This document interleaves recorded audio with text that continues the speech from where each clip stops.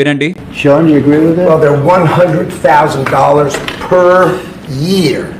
So the whole idea is no more will these big tech companies or other big companies train foreign workers. They have to pay the government $100,000, then they have to pay the employee. So it's just not economic. If you're going to train somebody, you're going to train one of the recent graduates from one of the great universities across our land. Train Americans, stop bringing in people to take our jobs.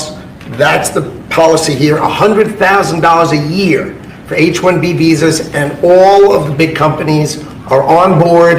We've spoken to them about the gold card. They love it. They love it. They really love it. They need it.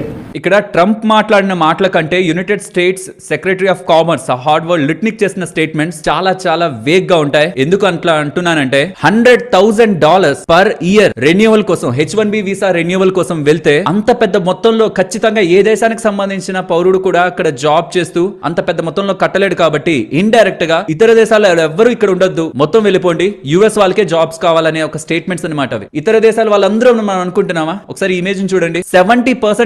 70% అబో దగ్గరగా ఎవరున్నారు? H-1B visas అంటే Indians ఉన్నారు. Indirect గా Indians ని ఉద్దేశించి చెప్తున్న మాటే. వీటన్నిటిని ఇంటర్ కనెక్ట్ చేస్తూ నేను చాలా ఇంట్రెస్టింగ్ డేటా చెప్తాను తర్వాత. బట్ ఇక్కడ తను చేసిన స్టేట్మెంట్స్ కి కొద్ది గంటల తర్వాత Karoline Leavitt, assistant to the president, ఇక వైట్ హౌస్ ప్రెస్ సెక్రటరీ కూడా తనేం స్టేట్మెంట్స్ చేశారు చూడండి. ఇది యాన్యువల్ ఫీ కాదు అని. హార్వర్డ్ లుట్నిక్ ఏం చేశారు? ఇక్కడ కామర్స్ మినిస్ట్రీ అలాగో, పీయూష్ గోయల్ గారు ఎలాగో అక్కడ అతను అనమాట. అతను ఏం స్టేట్మెంట్ చేశారు? ప్రతి ఇయర్ $100,000 అన్నారు. ప్రతి ఇయర్ $100,000 అంటే 88 లక్షలకు పైనే, సుమారుగా ఒక 90 లక్షలు వేసేసుకుందాం. రూపీ ఇంకా కూడా డిప్రిషియేట్ అవుతుంది అనుకుంటే అది ప్రతి సంవత్సరం కట్టాలి. అంత డబ్బులు కట్టి మరి వాళ్ళంత జీతానికి రావాలి. అసలు ఆ డబ్బులు ఎవరు కట్టాలంటే కంపెనీ అనమాట. సో కంపెనీ నన్ను పెట్టుకోవాలంటే అక్కడ $100,000 ప్రతి ఇయర్ కడితే, 90 లక్షలు కడితే గవర్నమెంట్ కి మళ్ళీ నాకేం జీతం ఇవ్వాలి?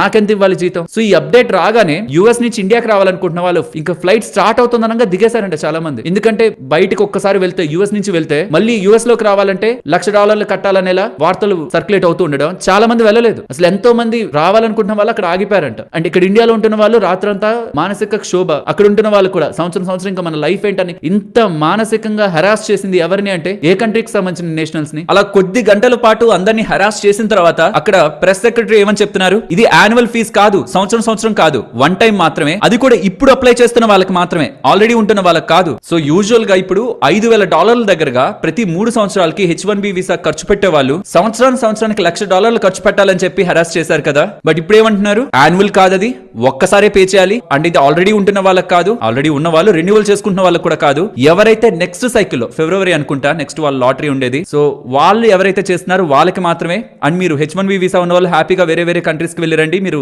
మళ్ళీ తిరిగి ఎంటర్ అయితే